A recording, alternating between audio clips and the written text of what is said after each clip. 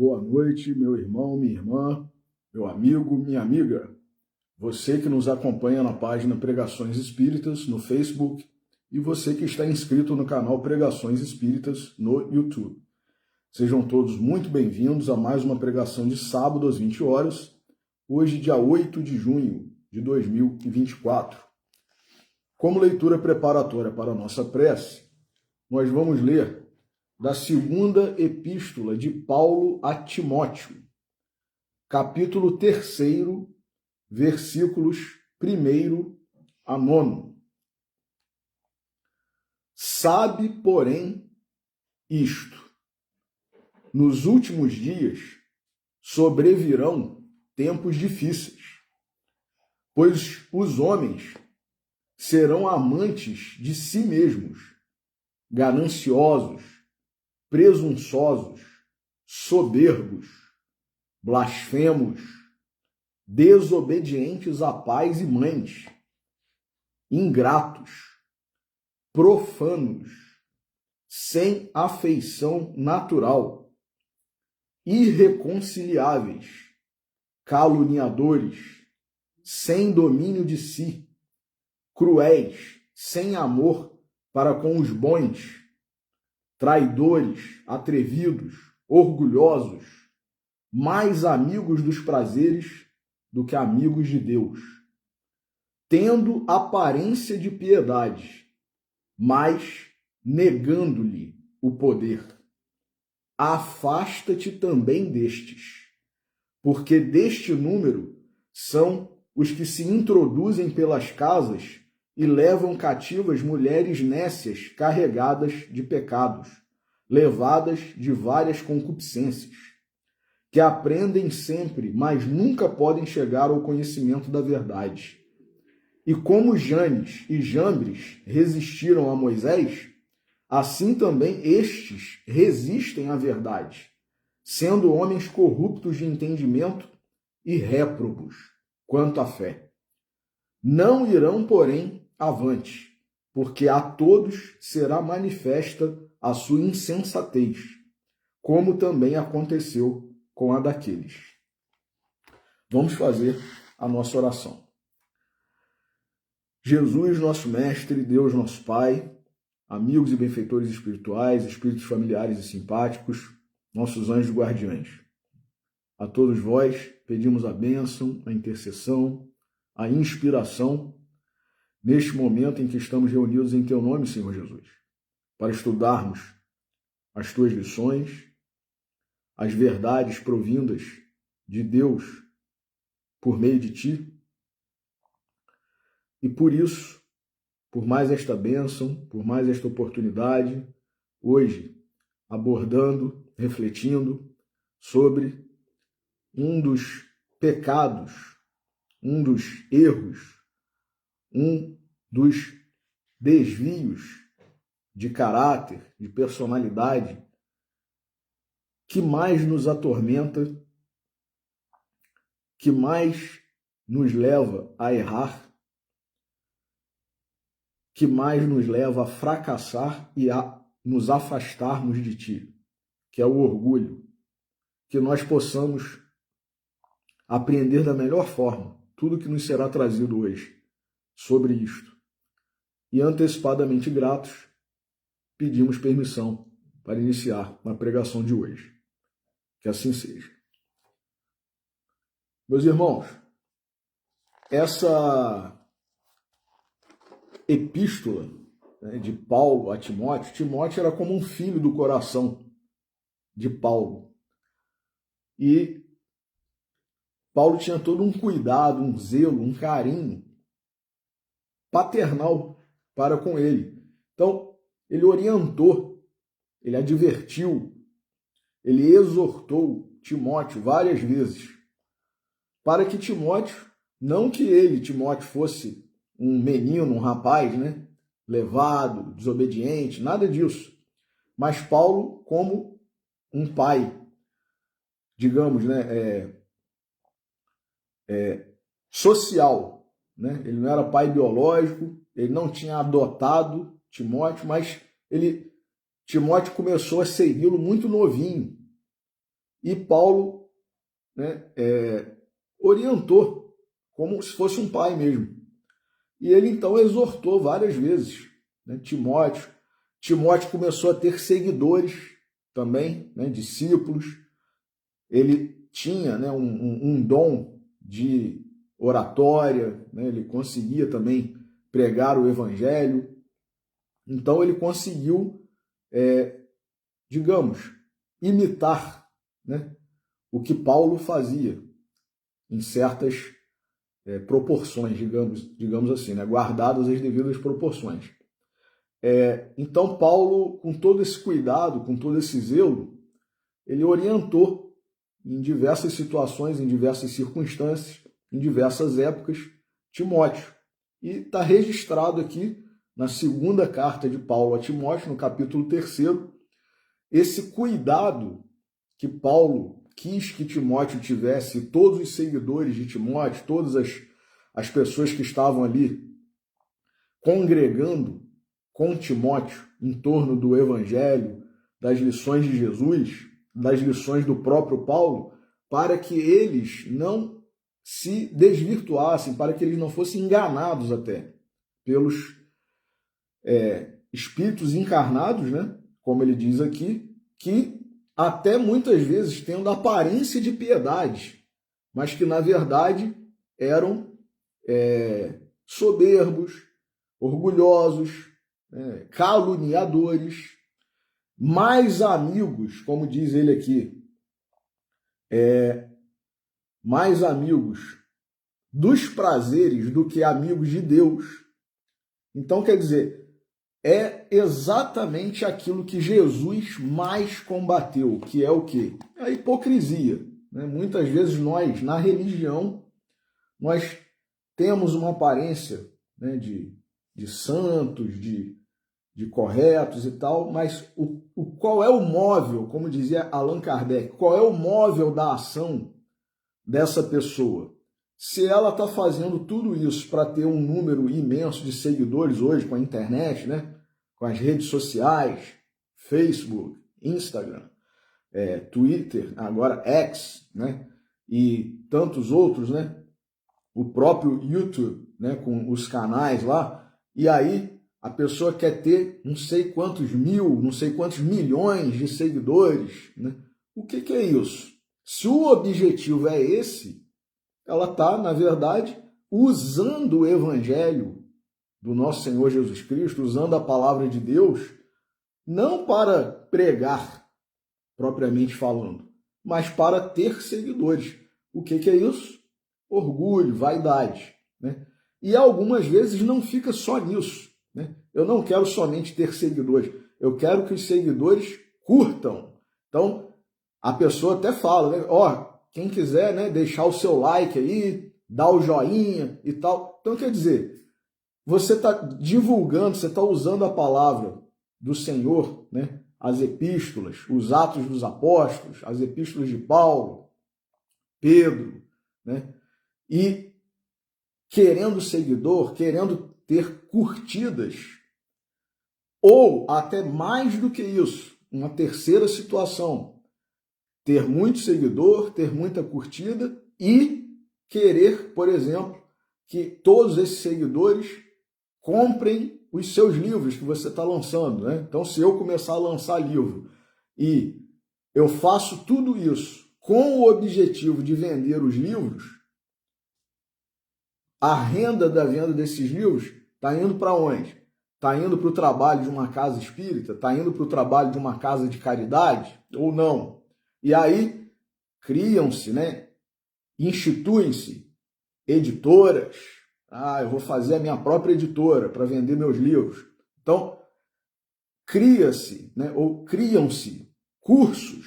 Então, agora eu vou fazer um curso de tal assunto assim, assim, e vou dar um curso aqui. E aí a gente vê, né, pessoas que se dizem espíritas, na atualidade, vendendo cursos aí que chegam a custar R$7.200, meus irmãos. Então, tem muitos seguidores e tal, não sei o que, então façam lá, inscrevam-se lá no curso, né? curso de pós-graduação em não sei o quê, curso de... Enfim. Então, qual é o objetivo dessa pessoa? É divulgar a palavra do Senhor? É esclarecer as pessoas? Ou é conquistar seguidores? Conquistar clientes, compradores, né, dos seus livros, dos seus cursos? Então, a gente tem que saber o que está movendo a pessoa. Dizia Allan Kardec que o móvel da ação humana é o interesse. E Jesus disse, onde estiver o teu tesouro, aí estará o teu coração. Então, a gente tem que ter muito cuidado com essas coisas, porque muitas vezes são espíritos que vieram com o dom da oratória, sim. A misericórdia divina proporcionou a esses espíritos, durante a encarnação, o dom da oratória. E o que a pessoa faz? Em vez de divulgar a palavra do Senhor com o objetivo de ajudar, de levar um pouco de esperança, de fé, né? Fortalecer o ânimo. Não, a pessoa quer ficar famosa, quer vender livro, quer vender curso. Então, a gente tem que ter cuidado com isso. Eu estou falando exclusivamente da questão da palavra do evangelho, da palavra do pregador. Lógico, se a pessoa tem uma área de atuação profissional e faz, eventualmente, né, uma exposição, uma palestra, né, que é diferente de pregação. Pregação é do evangelho. Palestra é sobre qualquer assunto. Então a pessoa faz uma palestra numa área profissional de atuação. E ela tem, sim, um tratamento, né? Ela tem um curso, ela tem livros. Não tem nada de errado nisso. Afinal de contas, nós estamos encarnados, nós precisamos de dinheiro para sobreviver, né? Então, eu não estou falando disso, eu estou falando de gente que usa a palavra do Evangelho, a palavra de Jesus, a palavra de Deus, para fazer comércio com isso. Então, fala em nome da doutrina, mas quer vender o livro que tem uma abordagem nova, diferente e tal, sobre tal assunto do Novo Testamento, sobre tal assunto da doutrina, ou sobre a doutrina toda. Agora a nova visão espírita é assim, comprem meu livro que eu lancei e tal. Quer dizer, isso é um desserviço, é um papelão, né? É lastimável, lamentável que aconteça, mas as pessoas fazem isso, né? Eu não estou aqui para apontar dedo para ninguém, mas qual é o móvel da ação humana? Então, muitas vezes o interesse por trás de tudo é a ambição, o dinheiro, a vaidade, o orgulho, e foi exatamente sobre isso que Paulo alertou Timóteo, né? Para ele ter cuidado com esse tipo de gente que muitas vezes se aproxima de nós outros, ou que nós outros embarcamos, né? Por desatenção, por falta de cuidado, por não conhecermos a doutrina minimamente, e essas pessoas tendo a oratória, tendo um poder de convencimento, um certo magnetismo, elas conseguem, se nós não tivermos muito cuidado, muita atenção, arrastar multidões, convencer, né? Eu acho que agora a gente tem que passar a adotar o que fulano ou fulana, né, estão dizendo, né, sobre a doutrina tem que sofrer uma atualização e tal. Então a gente tem que ter cuidado com essas coisas. Jesus disse, passará o céu e a terra, e as minhas palavras não passarão. Então não tem que atualizar nada. Quem tem que se atualizar somos nós. Como que a gente se atualiza em termos espirituais? Caminhando em direção ao Evangelho do nosso Senhor Jesus Cristo, né? Como que a gente se atualiza? Se transformando, convertendo-nos, como nós falamos, inclusive, numa pregação, né, anterior à do sábado passado, que foi a de Glena, né? Primeiro sábado de cada mês. Então, é converter-se de verdade. Isso é se atualizar. Porque nós, enquanto nós não nos convertermos verdadeiramente, nós somos homens velhos, né? É o homem velho cheio de orgulho, é o homem velho cheio de interesse, cheio de ambição, cheio de vaidade. Então, a gente tem que se atualizar em relação ao bem, atualizar em relação ao elevado, ao puro. Então, como que a gente faz isso? Seguindo o roteiro que Jesus nos deixou. Roteiro esse que tem mais de 2000 anos e que não está fora de moda, nem nunca estará. Então, para falar um pouquinho desse problema, que é o orgulho, né? Nós vamos recorrer a Vinícius, mais uma vez, no livro Em Torno do Mestre, livro maravilhoso. Ele tem um capítulo intitulado Orgulho, que diz o seguinte: há pessoas, e aí nós temos que nos incluir nisso, porque se nós já estivéssemos despidos, libertos do orgulho, muito provavelmente ou não estaríamos mais aqui no mundo de provas e expiações, ou então estaríamos aqui, porém, como missionários, né, para ajudar as pessoas que ainda não conseguiram, né, os espíritos que ainda não conseguiram se libertar disso. Não é o nosso caso, na maioria das vezes, né?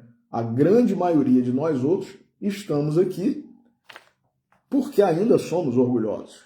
Então, nós vamos ver na nossa reflexão de hoje como que nas menores coisas da vida, né, nós denotamos orgulho, muitas vezes. Então, seguindo aqui o que Vinícius fala no livro Em Torno do Mestre sobre o Orgulho. Há pessoas, e aí nós temos que nos incluir, cujo orgulho é tão acentuado que para se molestar e se irritarem, basta que se faça ligeira referência às qualidades e aos méritos de terceiros. Então, quer dizer, a gente muitas vezes não admite que uma outra pessoa seja elogiada. Só nós podemos ser elogiados, né? Então, vejamos se muitas vezes nós não estamos nessas circunstâncias, né? O orgulho é a maior pedra de tropeço que embaraça a entrada no reino de Deus. Daí porque Jesus disse no Sermão do Monte: bem-aventurados os humildes de espírito. Não se trata de humildes de haveres, de posição, de linhagem, de profissões, etc., mas de humildes de espírito, isto é, de coração, porque deles é o reino dos céus. Então, primeiro, Vinícius já explica o que é, né, pobre de espírito, humilde de espírito, que também tem um monte de gente aí interpretando como, não, ó, Jesus quis dizer, como é que a gente vai saber o que Jesus quis dizer? Nós estamos no mesmo nível moral e intelectual de Jesus para saber o que ele queria dizer?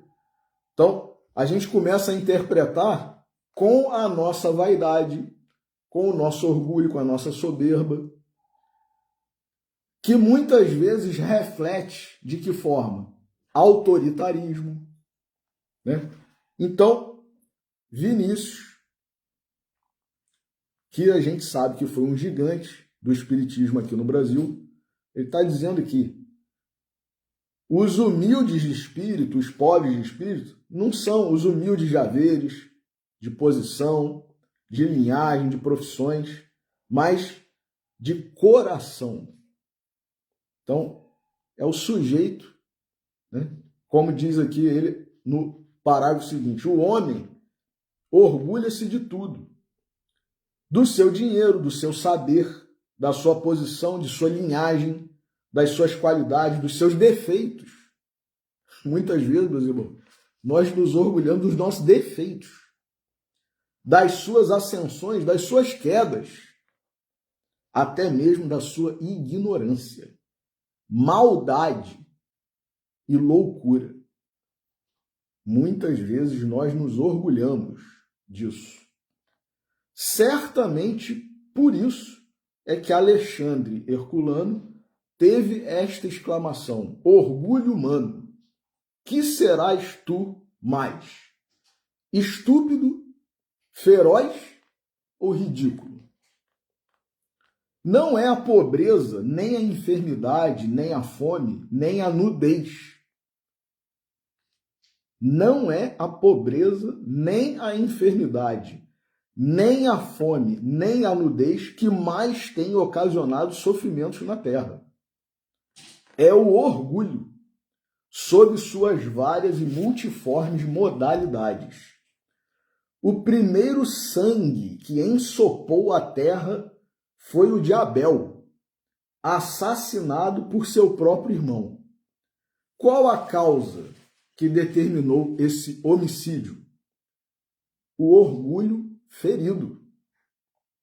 Como ao primeiro fratricida, o orgulho vem armando o braço criminoso de todos os Caíns, em todos os tempos, sob todos os pretextos. Falamos em orgulho ferido. Já se viu acaso algum orgulho satisfeito?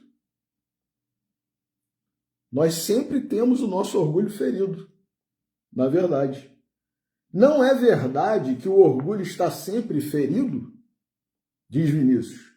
Haverá algo mais delicado, mais sutil, mais melindroso, mais tênue e suscetível que o orgulho?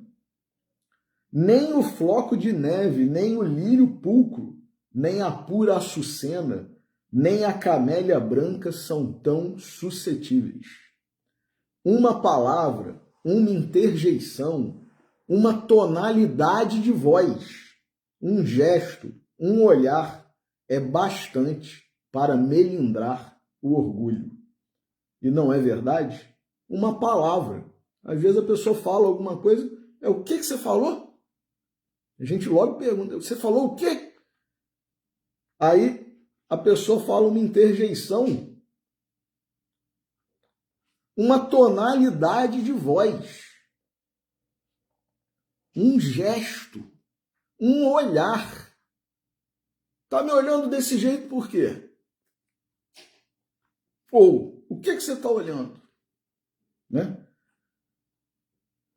É bastante para melindrar o orgulho. É bastante para melindrar o orgulho. Mas que dizemos nós? Para feri-lo, basta às vezes o próprio silêncio. Meus irmãos, nós criamos confusão por tudo. Qual é o motivo dessa vontade, dessa predisposição para criarmos confusão? Orgulho. Se a pessoa fala conosco querendo brigar, querendo confusão, e a gente silencia, justamente para não provocar, né, animosidade, né, um acirramento dos ânimos e tal, não adianta. A pessoa, você está ficando quieto que eu estou falando com você? Não me responde? Então, quer dizer, tudo é motivo. Tudo é motivo, né? Então, se a gente falar da confusão, se a gente silenciar da confusão, dependendo da forma como a gente falar da confusão, né? Se a gente olhar da confusão, né? Então, assim, eu vou citar aqui um exemplo, né, que a gente está no mês de Célia Lúcius, né, mês de junho, dia 18 de junho é o dia dela, consagrado até pela Igreja Católica, né, Santa Marina. E no livro anterior, ou né, no livro que é de autoria de Emmanuel, mas é sobre Paulo e Estevão, na verdade, né? É anterior na época em que aconteceu, né, a história. O pai de Abigail e de Estevão, né, o Jochebed, ele atravessou um trecho, né, uma praça, e passou por uns soldados romanos e cumprimentou esses soldados, ele sendo judeu, né, israelita, e no período lá da época, muito imediatamente após, ali, logo após a crucificação de Jesus e tal, né, já não se tolerava, né, desde a época que Jesus veio, né, e começou o seu ministério ali, né, na Judéia, na Galiléia, já não se tolerava, os próprios judeus ali, os fariseus, né, os religiosos, não gostaram, os políticos não gostaram, como, né, os homens lá do Sinédrio, Herodes e tal. E aí, à medida que aquilo foi ganhando, né, a doutrina do Cristo, os ensinamentos do Cristo foram ganhando, né, adeptos, seguidores, e as pessoas foram abandonando, primeiro, né, o paganismo. E, em segundo lugar, o próprio judaísmo como religião, né? A Torá, né? Isso criou uma confusão, né? um desequilíbrio, digamos, social por conta de não aceitação, porque cada um se achava por orgulho o detentor da verdade. Então, quem era pagão, como os romanos em geral, e os que simpatizavam com o paganismo, né, os deuses do Olimpo, né, e isso vinha inclusive, né, da Grécia, enfim, mesmo sendo, né, um não romano, você poderia ser adepto do paganismo, né? E o Império Romano ele tinha uma característica de tolerar nas terras que eles colonizavam, né? Eles tinham essa característica, os romanos. Eles toleravam que os colonos, né, os colonizados, o povo, né, submetido ali ao Império Romano, como, por exemplo, os próprios judeus, que eles continuassem professando lá a sua fé, né, com os seus costumes, com as suas tradições. O Império Romano não impunha uma modificação, uma transformação de costumes, de hábitos e de religião. Eles tinham essa característica. Onde eles fossem e conquistassem o lugar como, né, uma colônia, né, uma terra, um povo, uma nação colonizada, eles permitiam que as pessoas continuassem com os mesmos hábitos, os mesmos costumes, né? O interesse maior do Império Romano, na verdade, era em relação a impostos, né? E, lógico, a extensão territorial, porque aí era o domínio, né, daquele grande Império Romano e tal, enfim. Mesmo os judeus que seguiam a Torá, né, começaram a se converter ao cristianismo. E aí os religiosos judeus, né, os fariseus, os sacerdotes, né, eles começaram a não tolerar também. Então, o pai de Abigail de Estevão, Josheb, ele, judeu, seguidor da Torá, né, ele passou por uns soldados romanos e cumprimentou justamente por reconhecimento, por subserviência, né? Por respeito, digamos assim, né? Só que os romanos que foram cumprimentados ali acharam aquilo um absurdo. Olha o orgulho, a questão do orgulho. E aí deram uma sova nele. Porque que é isso? Um judeu falando com nós outros romanos e tal, que audácia. E aí bateram nele, né? Deram uma sova nele.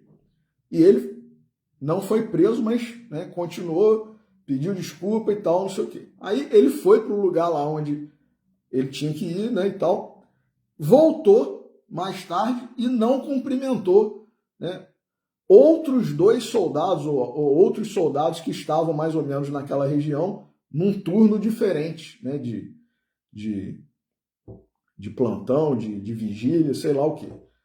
Enfim, aí os soldados que não foram cumprimentados. Como é que pode você, que é um judeu, não cumprimentar um romano? E deram a sova nele também. Então, vejam como que o orgulho, ele não tem solução para nada, né? Sempre dá problema em relação ao orgulho. Se você faz uma coisa achando que você vai agradar o orgulhoso, você desagrada. E aí, se você deixa de fazer aquilo, você desagrada também. Então, o problema é que o orgulho é essa causa aí, né, de tropeço, como disse Vinícius, é a causa das guerras, né, dos desentendimentos, das mortes, das separações, dos divórcios, dos abandonos, de tudo, meus irmãos. E por que a gente está ainda aqui, apesar de Jesus já ter vindo há mais de 2000 anos, né, com a sua mensagem divina, maravilhosa, transformadora, renovadora? Por causa do nosso orgulho. Que a gente ainda não teve força, a gente ainda não teve humildade de se ver, né, como orgulhoso, como necessitado, né, de transformação, de renovação, e não, como eu disse na pregação, né, de 2 sábados atrás, não se converteu ainda. Então, enquanto a gente permanecer nessa, alguns avançarão, como aconteceu, por exemplo, com Célia Lúcio, né? Uma romana, uma moça, né, uma jovem romana, com toda a circunstância ali, a situação que poderia fazer com que ela se achasse, né, melhor do que as outras moças que não fossem romanas, né? O seu pai era um braço direito, digamos assim, um executor, né, de tarefas, de missões do imperador Hélio Adriano. Ela podia, então, se achar melhor do que outras moças romanas mesmo, porque não eram filhas de um braço direito do imperador, né, como o pai dela, o Elvídio Lúcio. E, apesar de tudo, era rica, né, bonita.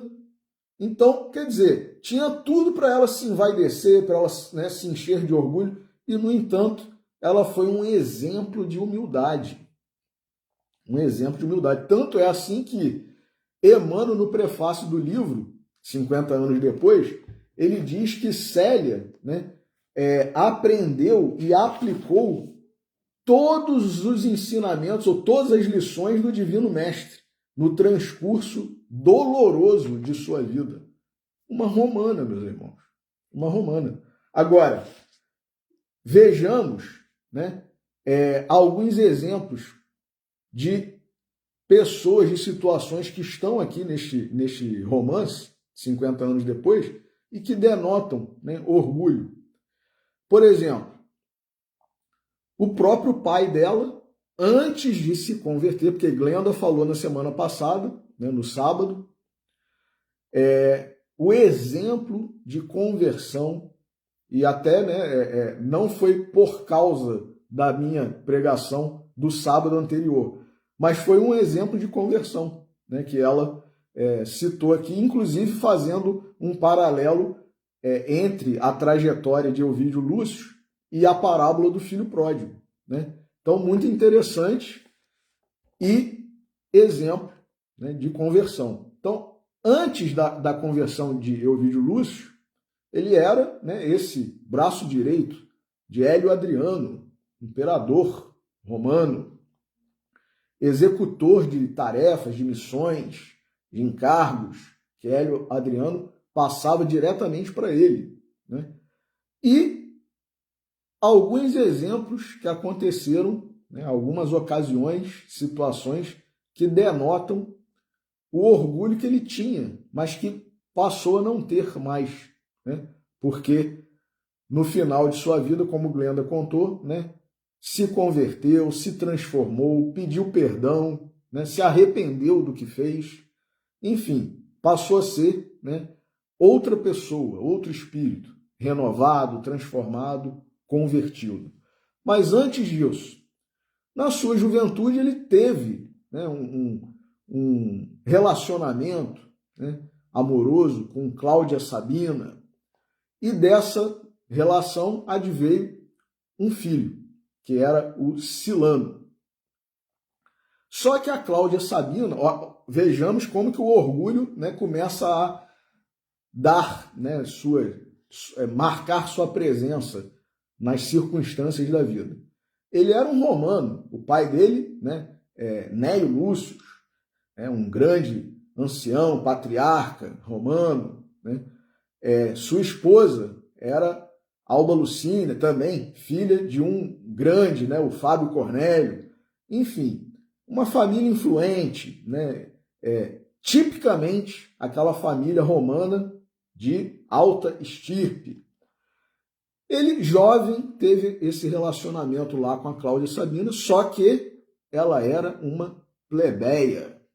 Ela era uma mulher romana pobre, né? Não tinha título nenhum, sua família não tinha, né, nobreza, não fazia parte, né, de nenhum círculo ali da alta nobreza, da alta sociedade. Ela era uma plebeia, né? E não uma patrícia romana, como eles costumavam chamar. Bom, adveio um filho desse relacionamento, que era o Silano. E aí, por questões sociais, por questões políticas, né, pelo interesse, pelo orgulho, eles resolveram não assumir, né? Ele, o próprio pai, né, e Lúcio, né, sabendo, resolveu, né, vamos deixar isso aqui, mais ou menos. O Néio Lúcio quase adotou, né, embora fosse avô do menino, né, ele quase adotou o menino, mas não adotou oficialmente, né? Passou a criá-lo mais ou menos como um filho de criação, né, e tal, e deu uma educação, uma orientação e tal, mas acabou que o menino se alistou no exército como um soldado normal, comum, né? Ele não teve nenhum privilégio, embora fosse filho de ninguém mais, ninguém menos que Ovídio Lúcio. Mas, e aquilo foi abafado também, né? Não se comentava muito sobre esse fato. Por quê? Porque o Ovídio Lúcio, o filho de Néio Lúcio, né, tinha se relacionado com uma plebeia, tinha tido um filho com uma plebeia. Não, isso é uma calúnia que se conta até hoje, né, segundo os relatos que estão aqui nas páginas do livro 50 anos depois. Então, olha o orgulho aí, né, fazendo parte, né, dessa... E até o próprio Ovídio, num dado momento, está aqui, meus irmãos, quis trazer o Silano para perto de si, para dar, né, embora não assumisse oficialmente a paternidade, mas ele intentou, né, digamos assim, está aqui logo no primeiro capítulo do livro, né, ele intentou trazer o Silano para perto e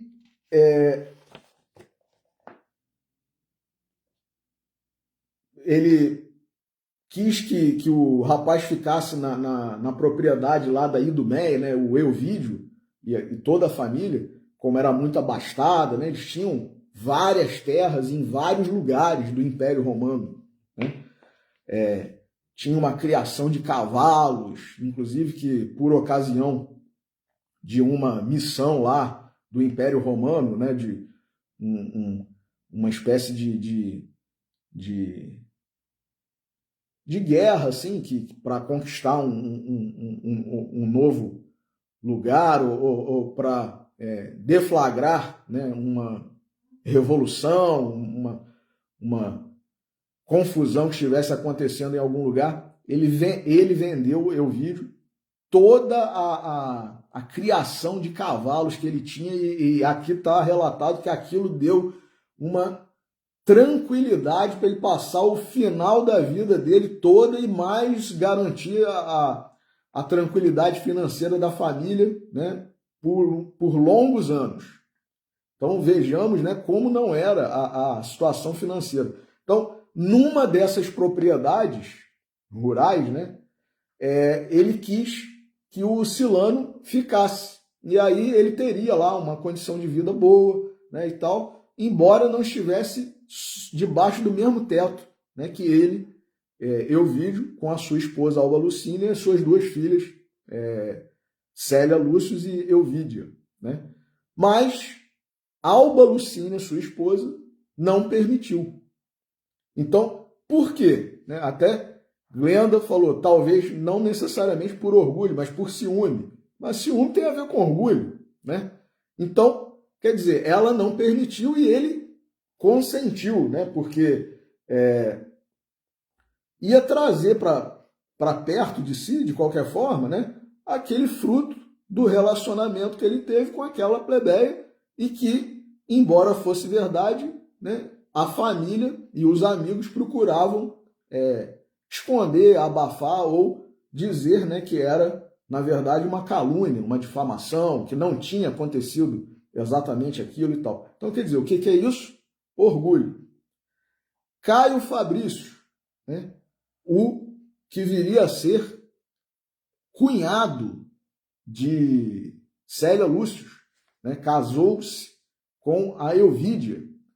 Era também um romano, né, dos mais atuantes ali nos círculos políticos do império, do imperador, né, na alta sociedade, enfim. E quando... Não, antes disso, perdão, eu vou... Antes disso, para ter uma sequência cronológica, né, quando descobriram, né, que o plano lá que a Cláudia Sabina, justamente essa, né, que teve um relacionamento com o Elvídio Lúcio, né, que contratou uma serva para se infiltrar na residência do Elvídio e da Alba Lucínia e das duas meninas, né, a Célia e a Elvídia, para que, quando ele retornasse justamente de uma das missões que o imperador Hélio Adriano tinha dado a incumbência a ele de realizar, ele ficou afastado, né, quase uns 2 anos, mais ou menos, da sua residência, ali, do seu lar. E aí, essa Cláudia Sabina, por orgulho de não ter ficado, né, com ele, Elvídio, né, por ter perdido aquele homem por quem ela era apaixonada e tal, o que é isso? Orgulho. Se eu não posso, né, então ninguém vai poder também, né? Isso a gente vê, às vezes, até, né, sendo causa de mortes hoje, meus irmãos, né? É o namorado que mata a namorada depois que termina o namoro, né? A ex-namorada não quer ficar comigo, não vai ficar com ninguém, né? É o marido, né, que mata a mulher, ou o contrário, né? A namorada que mata o namorado, a mulher que mata o marido, enfim. O orgulho, né? Ciúme, orgulho, não vai ficar comigo, não vai ser meu, não vai ser meu marido, não vai ser meu namorado, então não vai ser namorado, não vai ser marido de ninguém. Não é minha namorada, não é minha mulher, minha esposa, então não vai ser namorado, não vai ser mulher de ninguém. Então, a que ponto nós chegamos, né, por causa de orgulho, de ciúme, né? Então, a Cláudia Sabina, não aceitando que o Elvídio Lúcio já estava casado, né, já tinha constituído família, estava com 2 filhas e tal, ela ainda, embora casada, ela ainda alimentava, né, aquela raiva, né, aquele orgulho ferido, como disse Vinícius, né? Então, eu quero, no mínimo, desfazer o casamento, né, do Elvídio, né? Eu vou fazer alguma coisa para desfazer o casamento dele. Então, olha o que o orgulho suscita, vinganças, né, muitas vezes. Então, ela engendrou todo um plano lá para essa serva infiltrada que ela contratou colocar no dia em que o Elvídio chegaria da viagem, né, que era a viagem para ele empreender a missão, a obra, a tarefa lá que o Hélio Adriano tinha passado para ele, colocaria-se um bebê recém-nascido na cama da Alba Lucínia, ela providenciaria ali a serva, né, uns lençóis, né, parecendo que estavam ensanguentados e tal, não sei o quê, deu um sonífero para a Alba Lucínia, né, não conseguir acordar e estar desperta no momento em que o Elvídio chegasse, e aí pareceria que ela tinha acabado de dar à luz, né, a um bebezinho, uma criança recém-nascida. E aconteceu, de fato. E aí, na hora em que o Elvídio Lúcio chega, vê aquela cena e tal, e aí, né, o que que houve? Essa serva diz, a dona Alba teve um bebê, né, e tal, não sei o quê. Aí ela, não, Célia vem e fala assim, como é que é o nome da... Atéria, né, a serva, Atéria, não fale nada disso. Esse bebê é meu, mas Célia era uma mocinha de 15, 16 anos. Nem namorado ela tinha. Né? Nem namorado ela tinha. Então, ela falou, esse bebê é meu. E antigamente, né, na época lá, as mulheres, né, pelo menos as mais dignas, digamos assim, né, as mais comportadas, sérias, né, de respeito e tal, não se vestiam, né, de qualquer maneira. Usavam vestes que, caso estivessem grávidas, mal daria para perceber que a mulher estava grávida. Né? Umas túnicas muito compridas, largas, né, e tal. Então, não se via muito do corpo, né, da mulher. A mulher não ficava exibindo o seu corpo, né, com roupas curtas, transparentes, nada disso, como a gente vê desde sempre aí, né? Mas enfim, isso é uma questão de gosto. Então, poderia ter acontecido de Célia estar grávida e ninguém ter percebido? Poderia, poderia. Só que Célia, sabendo do que era uma moça, uma menina, uma jovem romana, patrícia da alta sociedade romana, filha de alguém que era o braço direito do imperador Hélio Adriano, ela, Célia, não estando casada, né, ela sabia quais seriam as consequências de tudo isso. Então, o orgulho da família romana, né, seria altamente ferido. E então, ela mesmo sabendo de tudo isso, o pai, ela sabia que teria direito de matá-la, porque a desonra seria tanta que o patriarca, né, o pater familias da família romana, ele tinha direito de vida e de morte sobre os seus, né, parentes, descendentes, familiares, servos, sobre todo mundo. Na minha casa aqui, né, o pater familias, eu tenho poder sobre todo mundo. Minha esposa, meus filhos, meus servos. Então, Célia sabia que se ela, né, se apresentasse como uma jovem não casada, tendo engravidado, sabe-se lá de quem, né, e diante das circunstâncias todas, o seu pai teria direito, por lei, de matá-la, se ele quisesse exercer o seu direito. E ela, sabendo de tudo isso, ela pega o bebezinho, dá as suas joias para a Atéria, a serva contratada pela Cláudia Sabino, e fala, você não falará que esse bebê é da minha mãe. Porque ela própria, Célia, ela não acreditava. Minha mãe é uma mulher digna. Não pode ter acontecido isso, tem alguma coisa errada. Então ela dá todas as joias que ela tinha para a Atéria, a serva, e fala, ó, isso não aconteceu. Esse bebê é meu. E ela vai e fala para o pai, papai, esse bebê é meu. Eu que tive. E aí, justamente ele, como pater familias, romano, de alta, né, estirpe, do mais alto círculo ali do Império Romano, né, do imperador e tal, ele simplesmente puxa o punhal e levanta a mão para matá-la, na hora. Ele não admite aquela desonra. E aí a Alba Lucínia acorda, ela que estava ainda sob o efeito, né, do sonífero e tal, e fala, não aumente a nossa desgraça. E aí ele expulsa, então, Célia Lúcio, né, de casa e diz, para nós, a partir de hoje, você morreu.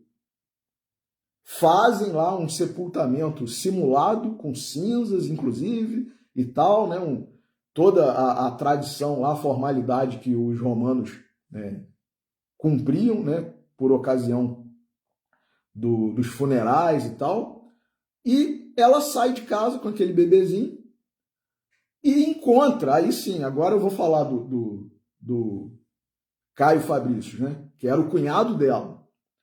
Encontra Caio Fabrício num dado trecho aí da sua trajetória, reconhece, chama ele pelo nome, ele estava numa viagem, digamos assim, a cavalo com mais dois soldados, né, dois acompanhantes ali, né, porque ele também era um grande, né, do Império Romano, e ela chama ele.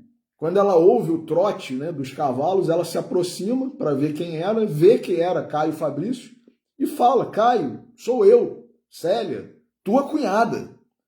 E ele finge que não a reconhece, ele finge que não sei quem sois, né, e tal. E aí ela fala: que isso, Caio, sou eu e tal, Célia, não sei o quê. Aí ele fala: a única Célia que eu conheci foi a irmã da minha esposa, mas que morreu. E eu estou vindo, inclusive, do funeral dela. Ele sabendo que era com Célia que ele estava falando. E aí ele joga uma bolsa de dinheiro para não ficar, né? Porque ele sabia que era Célia. Então ele ia passar, né? Como na parábola, por exemplo, né, do bom samaritano, né? Que houve homens que passaram ao largo, vendo que aquele homem estava caído e precisando de socorro, né? O coração dele tocou, né? Porque ele viu que Célia estava numa situação de necessidade, de penúria. Mas olha o orgulho, olha o orgulho. Ele não podia aceitar que ela era Célia ali, diante dos outros dois homens que estavam ali perto dele, né, o acompanhando. Afinal de contas, ele era um romano, né, de muita importância, de muita atuação, né, de muito reconhecimento e tal. Ele estava vindo, em tese, né, realmente, do funeral da sua cunhada. Como é que ele ia, né, ali diante daqueles outros dois homens, aceitar que aquela mulher era Célia, né, que aquela jovem era Célia? Não, ó, eu estou vindo do funeral. A única Célia que eu conheço é a cunhada, é a irmã da minha mulher, minha cunhada, mas que morreu. Eu estou vindo do funeral dela, sabendo que era Célia de verdade. E aí ele, né, para não dizer que ele passou ao largo, né, não fez nada, ele joga uma bolsa de dinheiro para ela. Toma aqui, né, essa bolsa aqui de dinheiro. Aí ela vai, devolve a bolsa de dinheiro, Célia, para ele e fala: Caio, chamando pelo nome. Uma bênção de Jesus vale mais do que 1 milhão de sestércios. E fica na situação de penúria, e aí ele sai, vai embora, mas aquela frase, né, fica para o resto da vida na consciência dele, né? Ela devolveu. Mas olha que o orgulho de um romano, né, sabendo que estava ali diante da sua cunhada, num estado de necessidade absoluta, com uma criancinha recém-nascida, né, faz, né? Depois, mais à frente na história, né, quando ela vai finalmente lá para o mosteiro, né, que é o homem que estava na viagem, né, que tinha, como Glenda falou na semana passada, tinha planejado que a sua filha biológica, né, fizesse, né, uso do seu nome e tal, e conseguisse se abrigar nesse mosteiro com o nome de Irmão Marinho, que era o nome que ele havia adotado quando também foi membro desse mosteiro, e ele acaba, né, perdendo a sua filha, ela morre, e ele estava prestes a morrer também. E ele conhece Célia ali na viagem, né, e diz: ó, faça você então, né, uso dessa prerrogativa, vá para lá, né, se apresente, né, como meu filho, como Irmão Marinho e tal, não sei o quê, sucessor, né, ocupe, né, o meu lugar lá e tal, apresente-se lá ao pai Epifânio e tal. Aí, outro exemplo de orgulho, o próprio pai Epifânio, embora fosse o dirigente ali do mosteiro, né, um sacerdote e tal, uma frase que ele diz logo que Célia chega lá no mosteiro é: aqui nós estudamos o Evangelho do nosso Senhor Jesus Cristo sob as minhas interpretações.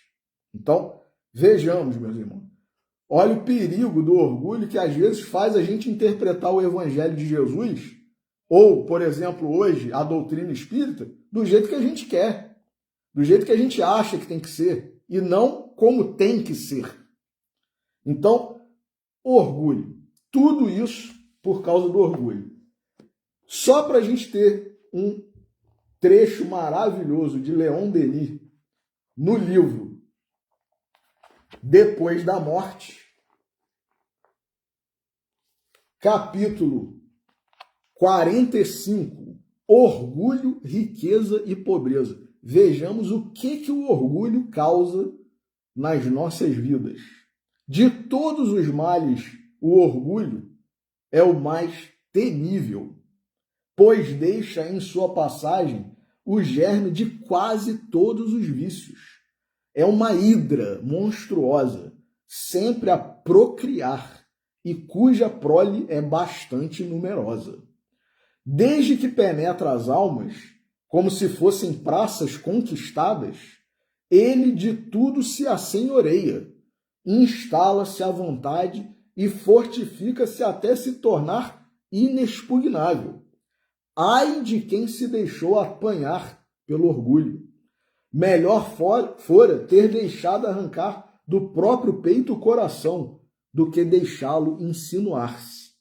Não poderá libertar-se desse tirano senão a preço de terríveis lutas, depois de dolorosas provações e de muitas existências obscuras, depois de numerosos insultos e humilhações, porque nisso somente é que está o remédio eficaz para os males que o orgulho engendra. Este cancro é o maior flagelo da humanidade. Dele procedem todos os transtornos da vida social, as rivalidades das classes, dos povos, as intrigas, o ódio, a guerra. Inspirador de loucas ambições, o orgulho tem coberto de sangue e ruínas este mundo. E é ainda ele que origina os nossos padecimentos de além-túmulo, pois seus efeitos ultrapassam a morte e alcançam nossos destinos longínquos. Ele continua, Leon Denis, eu vou dar só essa palhinha. Leiam esse livro e esse capítulo. Maravilhoso, meus irmãos. E para terminar, eu vou terminar aqui, porque senão a gente vai passar do horário, né? Fica para uma outra oportunidade um texto de Emmanuel sobre, né, o orgulho, um de vários, né, que ele tem. Mas reflitamos, né, o que o orgulho tem causado na nossa vida atual e vamos nos olhar, né, no espelho, né? Vamos analisar o nosso eu, o nosso comportamento com humildade, que é, né, a virtude oposta ao orgulho, para que nós possamos reconhecer quando, como, onde o orgulho tem atuado e atrapalhado a nossa trajetória, e aí façamos esforços, né, para que nós consigamos nos livrar desse mal, desse cancro, dessa hidra, né, como disse Leon Denis, e avançar na nossa trajetória, na nossa caminhada, né, espiritualmente, moralmente. Então, que Jesus nos abençoe. Agradecemos a esses gigantes, né?